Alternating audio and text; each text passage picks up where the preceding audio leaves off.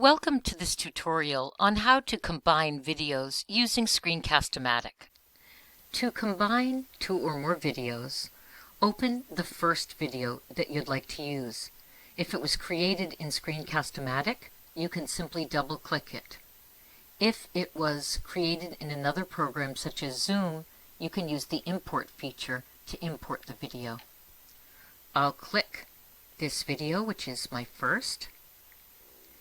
And as you can see, I have the video here.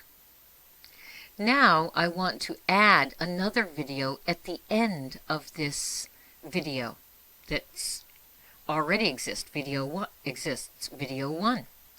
So what I'll do is I'll go to Edit, and then I'll position my cursor by clicking on the timeline here at the bottom where I want the next video to appear. I'll click on Tools and then Insert and Existing Recording because it's a video that already exists. I'll choose here Video 2, and now I'm going to click OK. And now both videos are part of this one file. And I can go back to the beginning of the file and preview to see that both are combined.